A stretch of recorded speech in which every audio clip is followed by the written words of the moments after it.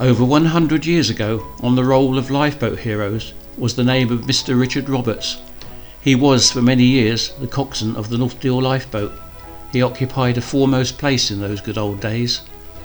Deal boatmen have, over the years, gained a notable place in the Temple of Fame and a unique reputation for their heroic rescues and their triumphs over all the terrors that the dreaded Goodwin Sands could bestow upon them. Dick Roberts could quite often, if he was not afloat, be found on Saturdays at the Seamen's Mission Hall. He was a man slight of nature but very wiry, and hard as nails, and like all true heroes, modest and unassuming.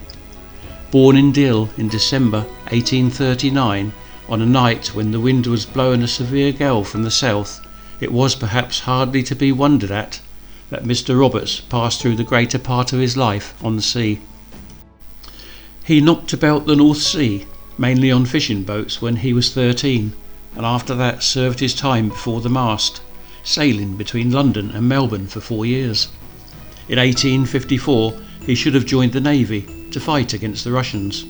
There was a call for powder boys. He volunteered, but he was turned down as he wasn't big enough under the naval standards at the time.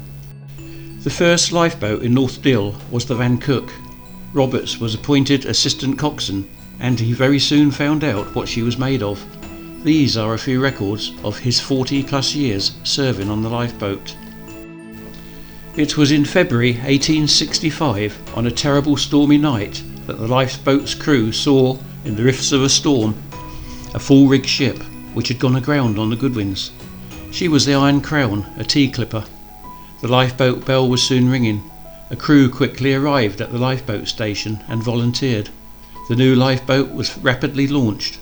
Wilds, who was coxswain at the time, was steering.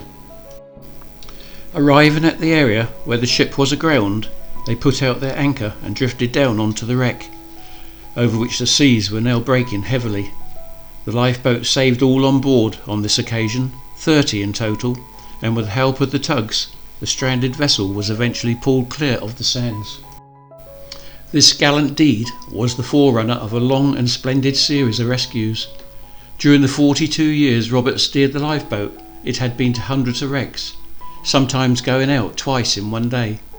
No fewer than 411 lives were saved from 56 vessels by the North Deal lifeboat, in which Roberts had been the coxswain for over 20 years, and assistant coxswain before that for a short period. During Roberts' service time on the lifeboat, they grounded on the Goodwins several times. One night they had just saved some people when they were blown onto the treacherous sands, and had to stay there for 6 hours, but knew they could get off when the tide turned. Dick Roberts was about 20 years old when the Golden Island, bound from Antwerp to London, struck with tremendous force on the Goodwins. The crew of the ship had to come through the water to the lifeboat, all tied together with lines. The captain made his little boy, who was on the trip with him, tie fast to the rope first. The child was pulled through the sea to the lifeboat, and as he looked up into Robert's face, he cried out, "Oh, save my father! Save my father!" It was recorded that Dick stated at the time that he remembered the incident as though it were only yesterday. They saved the little boy's father and all the others on board as well. One night the lifeboat rescued the captain, his wife and a cow from a Swedish bark that was wrecked in Pegwell Bay during a terrible hurricane. That same night they took the crew off a French brig, which went to pieces just afterwards. The lifeboat was stove in during one of these rescues, and it was only the air chambers that kept it afloat. It was one day in November, during a terrible gale, that 2 luggers went out to help a vessel in distress. But such was the fury of the gale, and so mountainous was the sea, that the luggers were themselves overpowered and had to anchor for safety. A small vessel which had anchored inside the break sand had lost her anchor and was drifting to certain destruction. The lifeboat was soon off to the rescue in the terrible sea. She made rapid headway before the wind and went with speed into the rolling surf onto the break sands. The vessel was the Thistle, and she was sinking fast, but the lifeboat got alongside and dragged the despairing crew into safety. A moment later the vessel turned on her side and sank to the bottom. One of the last wrecks Roberts went out to was to a steam dredger which went ashore in the bay. They saved all the crew, which consisted of 10 men. Since then, a 3-masted schooner, the Michael Kelly, was driven in close round the pier by a gale and stranded. Roberts said the waves that night were the greatest he had ever seen. The run of the waves was over 25 foot. With this incident, Roberts brought his career to a close in 1907, although his services were again required during the war.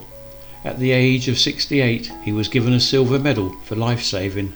Round the edge of the medal was inscribed, "Mr. Richard Roberts, voted 3rd August 1882.